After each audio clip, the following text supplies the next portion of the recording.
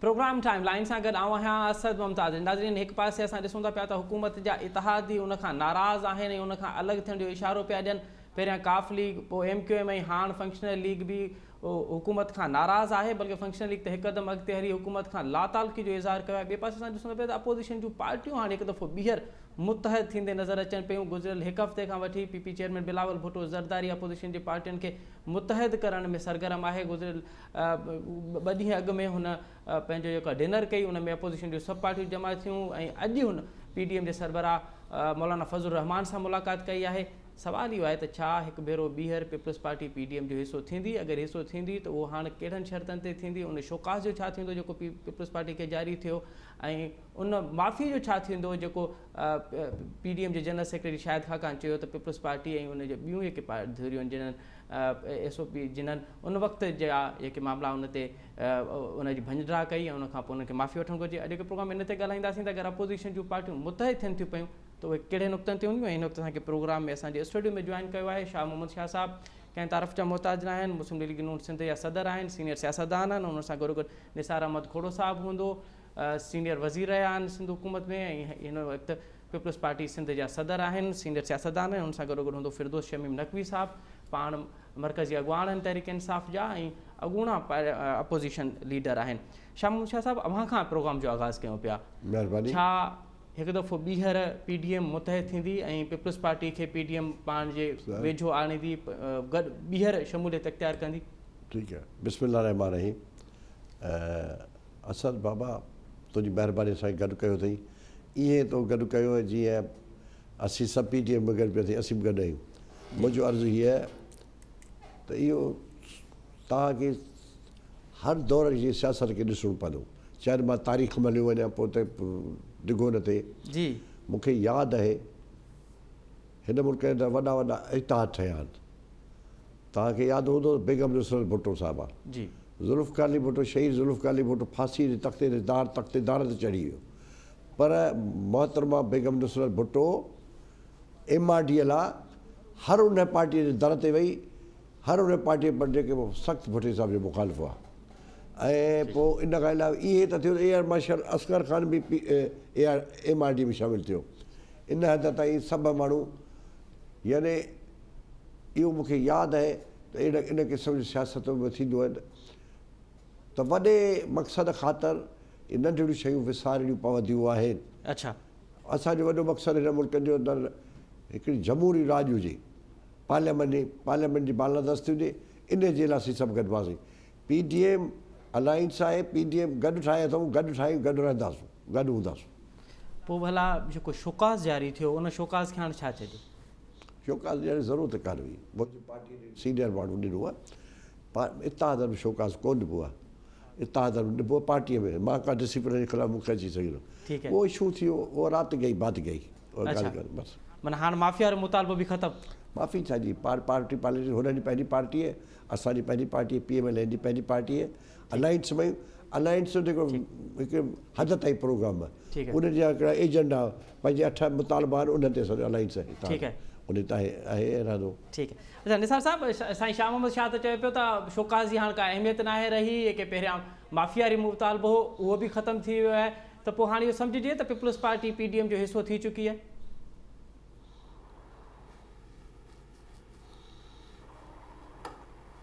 कंहिंखां सवाल कयो आहे? जी जी जी निसार साहिबु, अव्हां खां आहे सवाल त छा पीपल्स पार्टी हाणे वाकई PDM जो ॿीहर हिसो थी चुकी आहे? तव्हां मुंहिंजो नालो न खयो, तॾहिं करे मां तव्हांखां पुछियो कंहिंखां सवाल कयो आहे। जी निसार साहिबु, मुंहिंजो आवाज़ अव्हां ताईं अचे पियो? अचे थो। बाबा, हाणे अर्ज़ु इहो आहे जी त असां सभिनी खे ख़बर आहे इहा त पीपल्स पार्टी सोलो फ्लाइट जो हरूभरू शौक़ु न रखंदी आहे। जॾहिं शाह मोहम्मद शाह साहिबु बेगम नुसरत भुट्टो साहिबा जो ॻाल्हि कई, उनमें हक़ीक़त आहे, ज़ाहिर आहे उहो हर पार्टी सां वेही MRD ठाहिण में उन्हनि जो किरदारु हुयो। जी, उन्हनि बाक़ाइदा उन्हनि जो किरदारु हो। MRD में बि कोशिशि थी, लेकिन MRD जी कुझु पार्टियूं वेही इहो ई फ़ैसिलो कयो जेसिताईं पीपल्स पार्टी न आहे तेसिताईं MRD कोई ख़ासि माना नथी रखे। जी, पोइ बेगम साहिबा जो किरदारु हुयो जंहिं सभिनी खे ॼाणाइण जी कोशिशि कई ऐं उहो गॾिजी विया। इहा ॻाल्हि अॼु बि ख़बर आहे, इहा ॻाल्हि बेनज़ीर साहिबा खे बि ख़बर हुई। बेनी साहबा पिण पंहिंजे ज़माने में ARD ठाही, पीपुल्स पार्टी MPMLN के बेजा मुखालिफ़ जमातूं रहियूं, लेकिन ARD में पीपुल्स पार्टी अॻुभरी थी ऐं ARD ठही। इन ARD खां अॻु में GDA हुई, जी GDA खां अॻु में PDA हुई। ये सभु उहे तहरीकूं आहिनि जेके हुकूमत जे ख़िलाफ़ पीपुल्स पार्टीअ जो किरदारु हुयो, जंहिंमें उन्हनि सभिनी माण्हुनि खे गॾियण जी कोशिशि कई ऐं तहरीक खे जदोजहद खे अॻिते जारी रखण जे लाइ जी मुल्क में जमहूरियत खे बहाल करण जे लाइ घणी कोशिशूं कयूं। इहा ई ॻाल्हि बिलावल साहब जे बि ज़हन में हुई। इन में बि बिलावल साहब जो किरदारु आहे PDM ठाहिण जे लाइ, उन जो किरदारु हुयो आहे। जी पर जीअं शाम शाह साहब चयो त मां बि हिन ॻाल्हि में बिल्कुलु तस्लीम थो कयां त पहिरियों इन PDM जो हिकिड़ो इशू हुयो त इहा जेका लीडरशिप आहे उहा बाय रोटेशन करणु खपे, जीअं MRD जी हुई। ठीक है। MRD में रोटेशन सां लीडरशिप थींदी ऐं हर हिकु पार्टीअ खे हिकु जेतिरी इज़त ॾिनी वेंदी। जी हाँ, ARD में जीअं मामलो हुयो। निसार सदर मां सेक्रेटरी ईअं करे मां सदर करे निसार जी जी सेक्रेटरी जी जी जी जेको बि आहे पर जी, जी। मतिलबु इन नमूने सां ठही ही ॻाल्हि। ARD में बि बाय रोटेशन हुई, MRD में बि रोटेशन हुई ऐं लॻभॻि GDA में बि रोटेशन हुई। ठीकु आहे साईं। जी जी हिन इतिहाद में इहा ॻाल्हि न कई हुई, जेतोणीकि ANC हिन ॻाल्हि जी डिमांड कई हुई। ANC ऐं हिकु ॿिनि ॿिनि जमातुनि हिन ॻाल्हि जी डिमांड कई हुई, जी पर हिन ॻाल्हि ते अॻिते कान ठही ॻाल्हि आहे हिकिड़ो क़िस्म जो इहो। जी असांजो राब्तो डिस्कनेक्ट थियो है निसार साहब सां। हिकु दफ़ो ॿीहर असां निसार साहब खां इहो मालूम कंदासीं। अच्छा फिरदौस शमीम नकवी साहब, अब जो PDM है वो तो हमें दोबारा मुतहरिक होते हुए नज़र आ रही है। पीपल्स पार्टी तकरीबन उसका हिस्सा बन चुकी है और शाह महमूद शाह साहब स्टूडियो में मौजूद हैं। वो तो कह रहे हैं कि अब जो शौकास था उसकी भी कोई अहमियत नहीं रही और निसार कोड़ा साहब तो कह रहे हैं कि अब दोबारा हम मुतहरिक होने जा रहे हैं।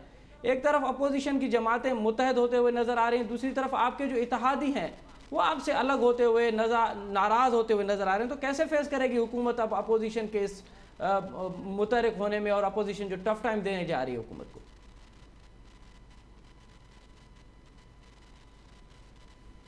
आवाज़ अचे मां ॿुधी सघां। फिरोज साहब आप अपना ऑडियो ज़रा अनम्यूट करें, आपकी आवाज़ ज़रा नहीं आ रही।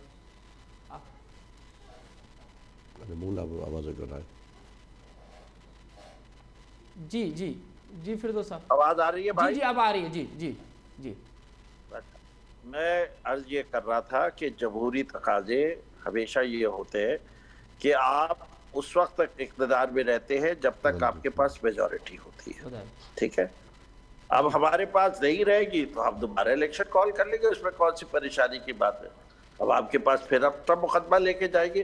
परेशान तो वो हो जो आजकल परेशान है, जिनके ऊपर करप्शन के केसेस चल रहे हैं, जो अपनी करप्शन के केसेस से जान छुड़ाने के लिए पूरा मूवमेंट चलाते रहे, लेकिन वो एक चीज भूल रहे हैं जी। माजी में जब भी ये MRD बनी या PNA बनी या GDA बनी, इन सब के नताइज में जो नतीजा निकला था वो माशाल्लाह लगा था और जमहूरियत को नुकसान पहुंचा था। जमहूरी कुव्वतें जब जमहूरियत के खिलाफ काम करेगी तो जमहूरियत को नुकसान होगा। ये अपनी जगह दुरुस्त बात है कि पाकिस्तान के अंदर अगर तमाम जमहूरियती हुकूमतों को अपने अपने 5 साल या एक मुद्दत जब तक वो जमहूरी तौर से मेजॉरिटी में रहे तो जमहूरियत मजबूत होगी। ये जो पहले दिन से शुरू हो जाते हैं ना कि इलेक्शन हम लड़ेंगे, लेकिन जो इलेक्शन हम हार गए वो धांधली मारता है।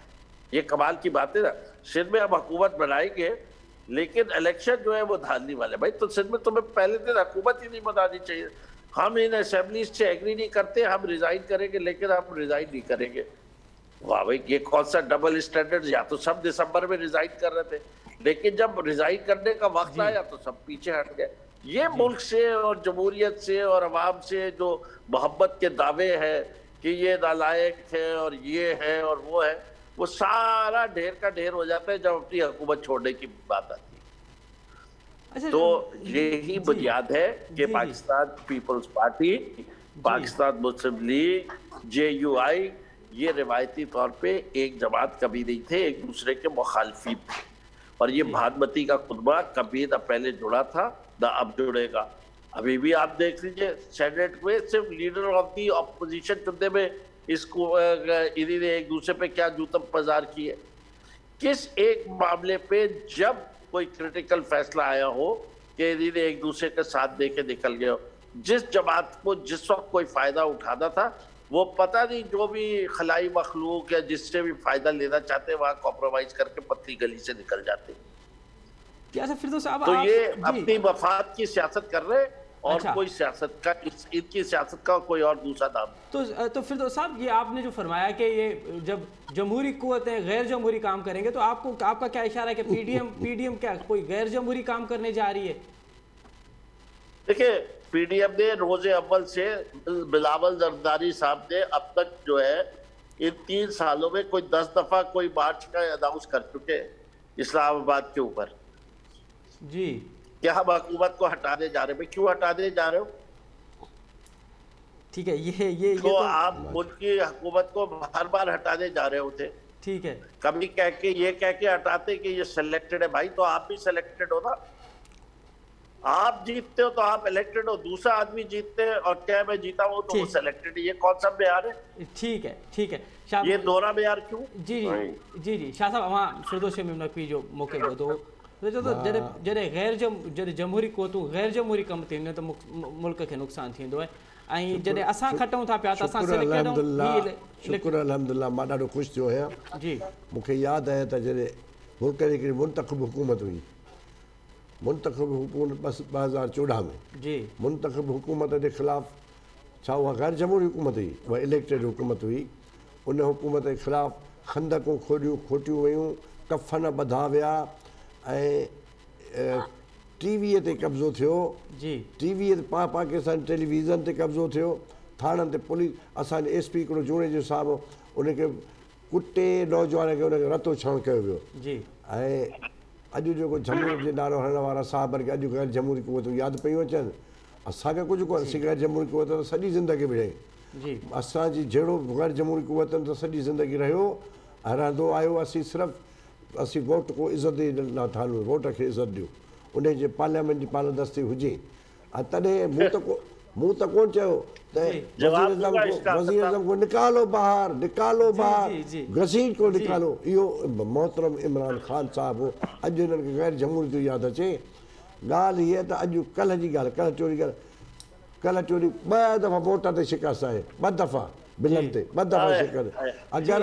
अगरि को हया, को शर्म, को जमहूरी रवायतों त इस्तीफ़ा ॾे, हलियो वञे। चयो ई न त अगरि मेरे ऊपर हुआ तो मैं कर दूंगा, पोइ ॾे न इस्तीफ़ा। हाणे बचाए मुल्क जे आईन खे बचाए। अगरि ख़दशो अथनि त गैर जमहूरी कुवत अचनि, ज़ाहिर पाण गैर जमहूरी कुवतनि सां गॾु रहिया आहिनि। अच्छा, सिलेक्टर्स रहिया आहिनि, सिलेक्टेड रहिया आहिनि। मां त कोन रहियोसि, मां मौजूदु हिस्ट्री कोन थी ॿुधाए। मां अर्ज़ो त बाक़ी रही ॻाल्हि असांजे दरमियान पीपल पार्टी दरमियान, मां तव्हां साफ़ सिंध जे माण्हुनि जा रिकॉर्ड थो रखणु घुरां। पीपल्स पार्टी पाकिस्तान मुस्लिम आहिनि, मोहतरमा शहीद बेनज़ीर भुट्टो ऐं मियां मोहम्मद नवाज़ शरीफ़ जे दरमियान चार्टर ऑफ डेमोक्रेसी सिग्नेचर, असीं अॼु बि उन ते पाबंद आहियूं। अच्छा, चार्टर ऑफ डेमोक्रेसी मीसा खे जमहूरियत सिंह पाए क़ाइमु, उनखे असीं अॼु बि क़ाइमु रखियो। जेको असांखे चवंदा मुकमकाओ आहे, तव्हीं सभु चवंदा आहियो तव्हांजो मुकमका, असां मुकमका, असीं मुल्क जे अंदरि चार्टर ऑफ डेमोक्रेसी ते क़ाइमु आहियूं। इंशा अल्लाह ताला असीं पार्लियामेंट रिवायतुनि खे बरक़रार, असीं हाणे त ॿाहिरि त कुझु कोन कयो, असां त न को खंदकूं खोटियूं आहिनि। ठीकु आहे शाह साहब, इहो तव्हांखां ज़रूरु मालूम कंदासीं। तव्हां जॾहिं अपोज़िशन में आहियो तॾहिं मिसाक जमहूरियत तव्हांखे यादि थो थी अचे, जॾहिं तव्हां इक़्तिदार में हूंदा आहियो पोइ मिसाक जमहूरियत तव्हां वटि किथे हूंदी आहे, उन ते ज़रूरु मालूम कंदासीं। निसार साहब खां मौक़े वठूं। निसार साहब, हाणे फिरदौस साहब मैं आपसे मौक़े देता हूँ। निसार साहब से आपने जो सवाल उठाया है, जी फिरदौस साहब, और एक गवर्नमेंट का है तो मुझे आप इनका जवाब देते दीजिए, फिर निसार साहब का मैं दोबारा जवाब दे दूंगा। मैं कोई और नहीं। ये जो बात कर रहे हैं तो ये भूल गए कि पाकिस्तान तहरीक इंसाफ ने 5 हल्के खोलने के लिए इलेक्शन ट्राइब्यूनल में गए, पूरे प्रोसेस को फॉलो किया। जो खुलवाने में दिक्कत हो रही थी, जब वो इलेक्शन ट्राइब्यूनल के हुक्म के बावजूद खोल नहीं रहे थे, तब हमने धरना दिया था। हमने ऐसे नहीं दिया था कि रोजे अव्वल शुरू हो गए, कभी मौलाना को पैसे दिए कि तुम 10 लाख लेके पहुंचो, कभी खुद पहुंचने की कोशिश की और भूखी खाई। तो ये दोनों में फर्क है। ये जो है लोगों को कंफ्यूज ही करे। और जो इतने ये दिलदादा बजे हुए ना, जरा जरदारी साहब ने मरी अकॉर्ड के साथ जो कुछ किया था 2007 में, वो भी इनको याद करा दे कि कितना फॉलो हो रहा था चार्टर ऑफ डेमोक्रेसी। चले मरिया कार्ड बड़ी बीमारी है। जी जी मरिया कार्ड तो जरूर मालूम करेंगे। ये जो शमीम साहब आप जो कह रहे हैं कि मौलाना को पैसे दे के उनका मार्च कराया था, किसने पैसे दिए थे मौलाना को?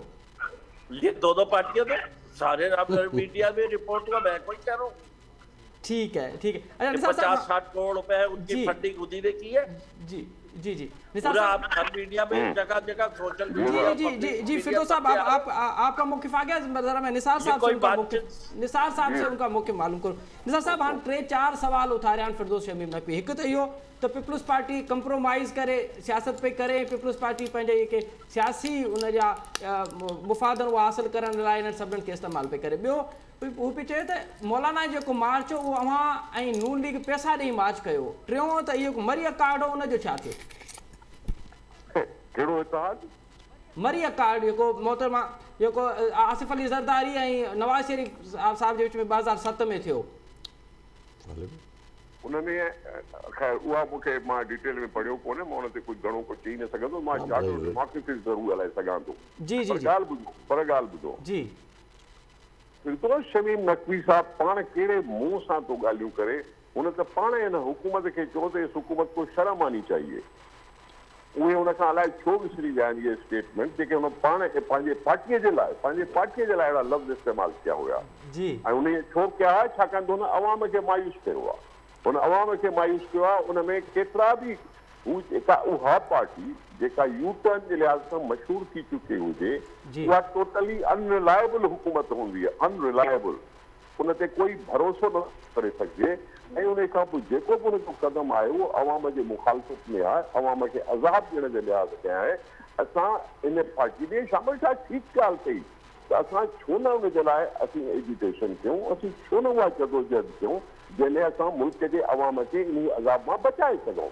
ऐं इहो असांजो पॉलिटिकल पार्टी जो पूरो जमहूरी हक़ आहे जो असां अवाम सां राब्तो कयूं, अवाम जे आवाज़ खे हिमत वधायूं, अवाम जो उथारियूं आवाज़ ऐं उनखे अॻिते वधायूं।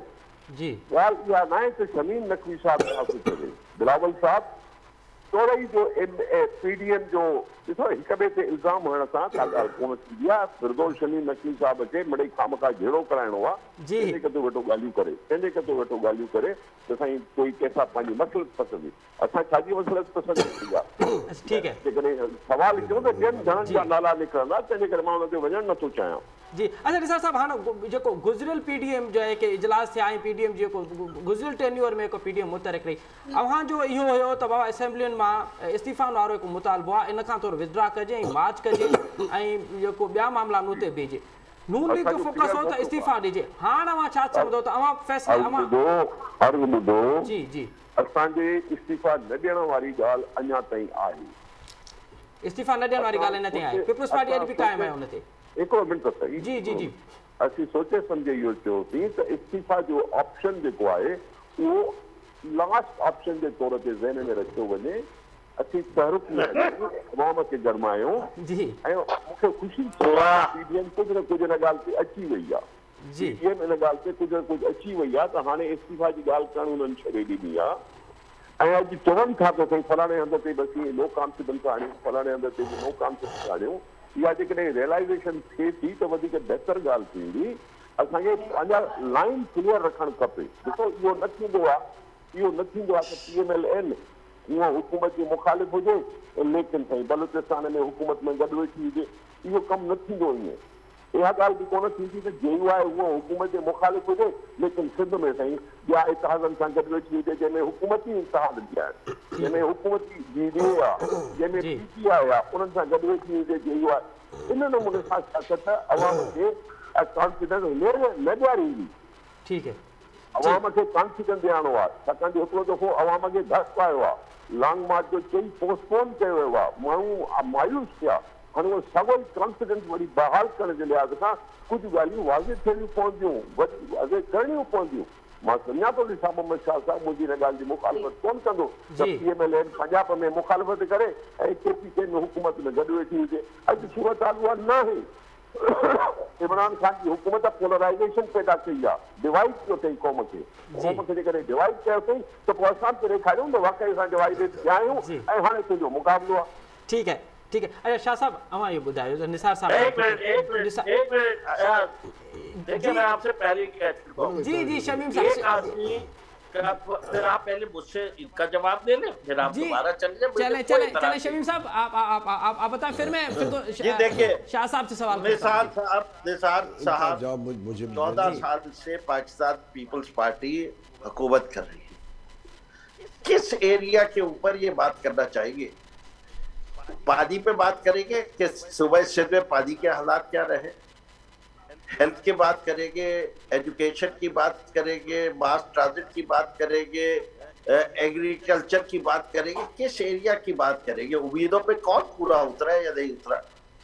कम से कम सिंध की इस वक्त 50% आबादी जो है वो शहरी आबादी है और कराची शहर के जिधर वो अपनी जिंदगी गुजारते हैं, जरा देख लीजिए उसकी लॉ एंड ऑर्डर सिचुएशन, उसकी मास ट्रांजिट की सिचुएशन, उसकी सीवरेज का निजाम, उसका सैनिटेशन का निजाम, उसका बिल्डिंग कंट्रोल का निजाम, कौन सा खुद सुप्रीम कोर्ट ने जो जो कलमात दिए हैं उसके बाद अगर थोड़ी सी शर्मो हया होती तो इन लोगों को तो हुकूमत से बहुत पहले रिजाइन कर देना चाहिए था।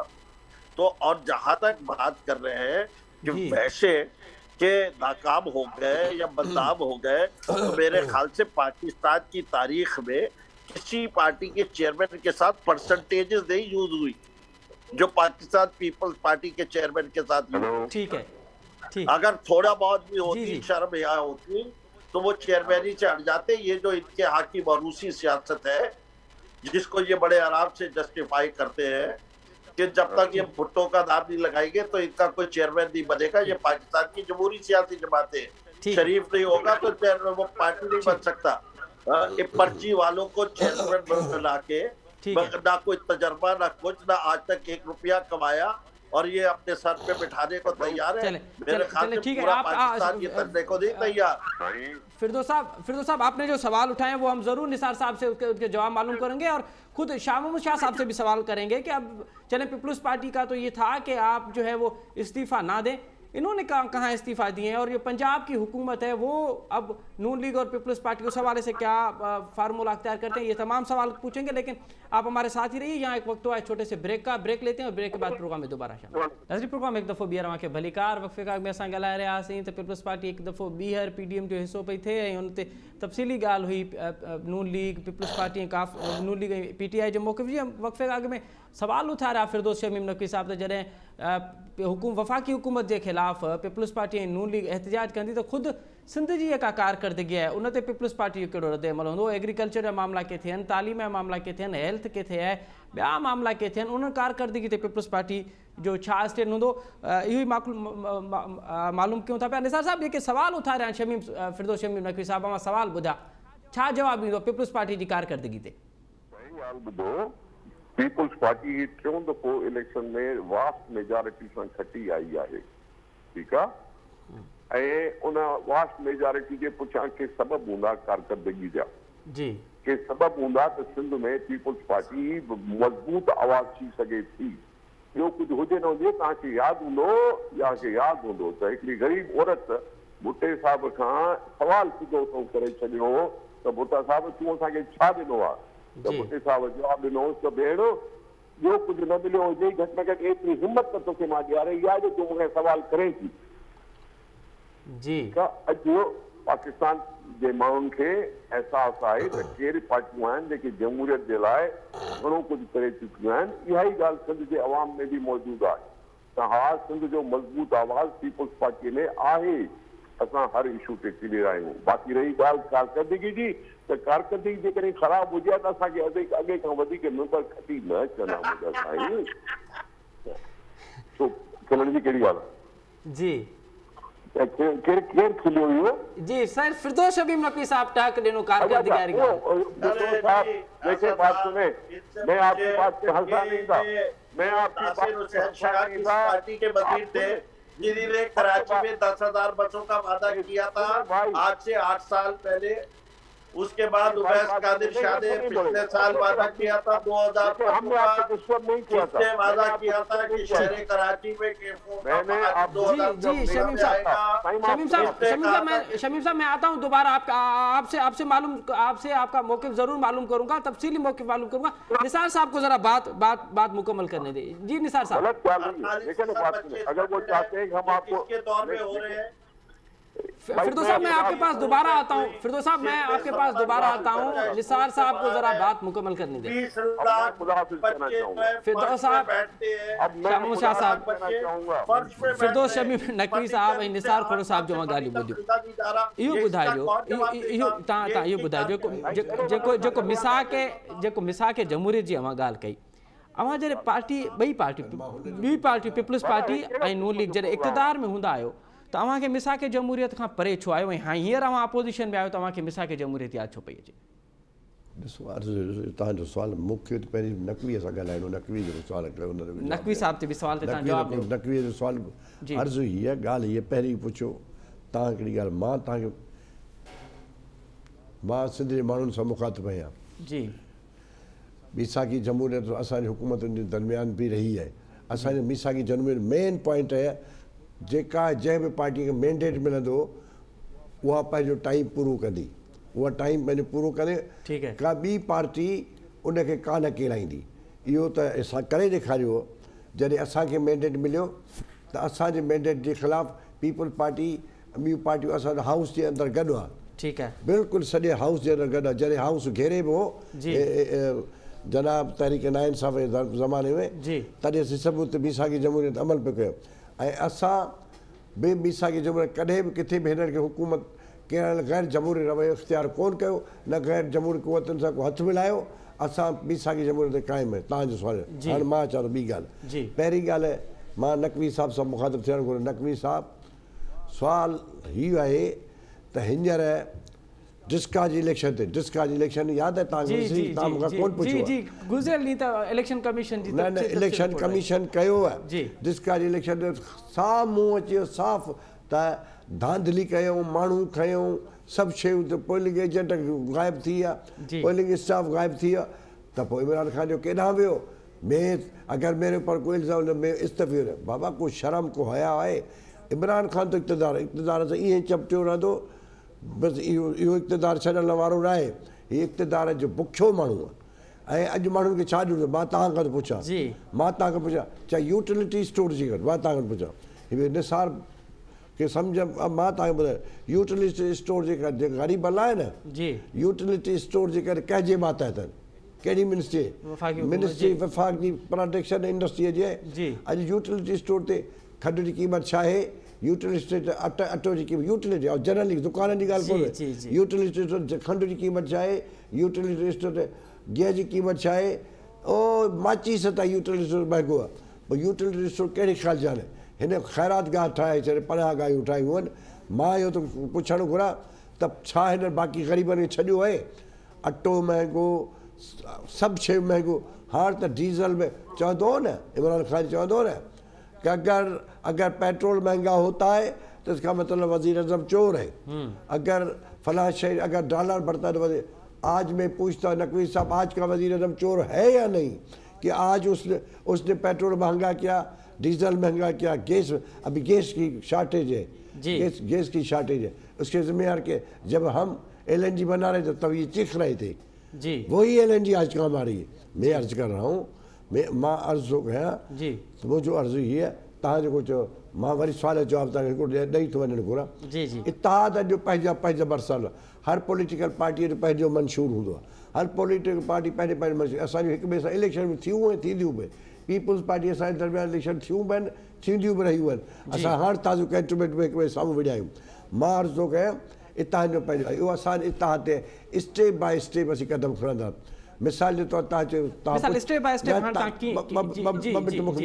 मूंखे ॿुधायो, तव्हां सुवालु पुछो, तव्हां पुछो, मां तव्हांखे जवाबु थो ॾियां त बाबा इस्तीफ़ा छो? इस्तीफ़ा जो ऑप्शन, मां चवां थो इस्तीफ़नि जो ऑप्शन बि आहे, इस्तीफ़ा जो ऑप्शन बि आहे, लॉन्ग मार्च जो ऑप्शन बि आहे, इन हाउस चेंज जो ऑप्शन बि, नो वोट ऑफ नो कॉन्फिडेंस जो ऑप्शन बि आहे। ऐं ॿिया हर ऑप्शन असीं कतब आणींदासूं पार्लियामेंट्री पॉलिटिक्स जे अंदरि हाउस जे अंदरि बि असीं पंहिंजो मौक़िफ़ कंदासूं हाउस खां ॿाहिरि बि कंदासूं ठीक है अगरि रस्तनि ते अचणो पए रस्तनि ते बि ईंदासूं ऐं हाउस जे अंदरि हाणे ॾिसो घणा मेंबर विया आयासीं को ॿिए पार्टी जी मानी ते मूं कोन चयो मूं चौधरी परवेज़ इलाही खे कोन छॾियो केॾांहुं वई काफ लीग ठीक है मां तो पुछां केॾांहुं वई नक़वी साहब जे शहर जी ख़ासि जमायत MQM किथे आहे जी उहो काॾे वई ठीक उहे मानीअ ते कोन आयसि उहे काॾे विया ठीक है मां पुछण थो घुरां त ॻाल्हि अचे असांजी मर्ज़ीअ ते असां पंहिंजा सभु पता कोन ओपन कंदासीं ठीक है असां वटि पता स्टेप हर open step step by step आवां चो पे आवाज जॾहिं इस्तीफ़ा जो कमी इस्तीफ़ो ॾींदासूं जी जॾहिं लाॻबाज जॾहिं इन हाउस तब्दील कराईंदासूं ठीक है अच्छा निसार साहब हाणे जेका ॻाल्हि साईं श्याम मूंसां चए पियो त असां वटि सभु ऑप्शन मौजूदु आहिनि त असां इन हाउस तब्दीली बि आणे सघूं था मार्च बि करे सघूं था इस्तीफ़ाउनि वारो मामिलो बि आहे अदम एतमाद जी रिथ बि आणे सघूं था पिया पर कुझु तर्जीह निगारनि जो इहो चवणु आहे त मुल्क मुआशी तौर ते अहिड़ी नहज ते पहुची चुको आहे त अपोज़िशन जूं पार्टियूं हाणे चाहिनि ई नथियूं त इमरान ख़ान वञे हू चाहिनि थियूं त इमरान ख़ान जी हुकूमत पूरी थिए ताकी हीअ के 2 साल आहिनि उहे हूअ इनखे कैश कराए हू इलेक्शन जी पॉलिटिक्स में वञनि ऐं माण्हुनि खे ॿुधाइनि त मुल्क हिन हाल में पहुतो आहे ॾिसो इमरान ख़ान खे अॼु माण्हू ईअं था यादि कनि जीअं माण्हू कंहिं वक़्त में ज़ियाउल खे यादि कंदा हुया ऐं अॼु बि कंदा आहिनि ज़ियाउल खे यादि जहिड़े लफ़्ज़नि सां अहिड़नि लफ़्ज़नि सां इमरान ख़ान खे बि यादि था कनि ठीकु आहे इन लिहाज़ सां असांजे पार्टीअ कॾहिं बि मौक़िफ़ सां हटी कोन्हे त इलेक्शनियूं अॻु में थियणु खपनि टाइम खां अॻु में थियणु खपनि असीं अवाम खे अज़ाब में छो रखूं ठीक है अवाम जेको चिलाए थो पियो अवाम जेको पंहिंजो पाण खे विकिरण ते मजबूर थियो आहे पंहिंजा बचा थो विकिणे पंहिंजा उज़वा थो विकिणे असीं हुनखे हिन ॻाल्हि ते छॾे ॾियूं त भली 2 साल ॿिया अञा ताईं वेठा लोड़नि वीचारा असीं कोन था हिन ॻाल्हि सां मौक़िफ़ सां हटूं असांखे इहा ॻाल्हि करणु खपे ऐं कयूं था पिया त साईं असांखे इलेक्शनूं तकड़ में खपनि जल्दी खपनि हुनमें कोई सियासी शहीद कोन थींदो इमरान ख़ान अच्छा हुनमें सियासी शहीद कोन थींदो पंहिंजी नाकामी अथसि 3 साल 3.5 साल मुसलसल नाकामी ऐं नाकामी आहे ऐं हुन बुनियाद ते असीं चुप कीअं था रही सघूं सियासी पार्टियूं चुप छो रहनि ठीक है अच्छा शाम शाह साहब मुख़्तसरन ॿुधाइजो त हीउ जेको हाणे अपोज़िशन पार्टियुनि जो इतिहाद हाणे ॿीहर मुतहद थियो आहे पहिरियों टारगेट छा हूंदो वफ़ाक़ी हुकूमत हूंदी या पंजाब हुकूमत हूंदी टारगेट सिधो आहे त गुरबत जो ख़ात्मो जेको थियो ग़रीब मरी वियो आहे ग़रीब खां निजात ॾियारणी आहे टारगेट असांखे ॿियो कोई टारगेट कोन्हे असांखे निजात ॾियारणी आहे माण्हुनि खे रिलीफ ॾियणो ग़रीब जे 2 वक़्तनि जी मानी त हिकु वक़्तु निहालो बि नथो हिकिड़ो मानी गिरह बि नथो खाई सघे असांजो मक़सदु आहे हिन माण्हूअ मां जान छॾाइणी आहे हीउ जेको सिलेक्टर्स हिनखे सिलेक्टेड आंदो हर सॼी क़ौम लोड़े पई हर सॼी क़ौम लोड़े पई हिन माण्हू हिन मां जान पंजाब मां पहिरियां या वफ़ाक़ मां पहिरियां सभु जाइ ते किथे बि कोन न रहंदो भैंस न रहंदे बांसुरी हीउ वियो हीउ हाणे वञे घर वञी जमायमा वटि पहुचे सलाम करे जितां जी खोती उतां आ कलोती जितां जी खोती उते आ कलोती हीउ वञे उन जमायमा खे वरी सलाम करे के गोल्ड सिमत पंहिंजे ससुर खे वरी पहिरें पई मैंने आपकी खिदमत की मैंने पूरा यहूदी एजेंडा पर कमल किया वॾी महिरबानी शाह मोहम्मद शाह साहब निसार खोड़ो साहब फिरदौस शमीम नकवी साहब और टिनि मौज़ूअ महिमान जी वॾी महिरबानी नाज़रीन नवां पीपल्स पार्टी नून लीग ऐं तहरीक इंसाफ़ जो मौक़े ॿुधो अपोज़िशन जूं पार्टियूं हिकु भेरो ॿीहर मुतहद थियण वञनि पियूं हाणे ॾिसणो इहो आहे त हुकूमत खे केतिरो टफ टाइम ॾेई सघनि थियूं पियूं ऐं हुकूमत इन्हनि जे दिफ़ा लाइ कहिड़ी हिकमत अमली अख़्तियार करे पई इहो त वक़्तु ई ॿुधाईंदो हिते प्रोग्राम जो वक़्तु पंहिंजी पुॼाणी ते पहुतो असद मुमताज़ खे ॾींदा इजाज़त सदाईं गॾु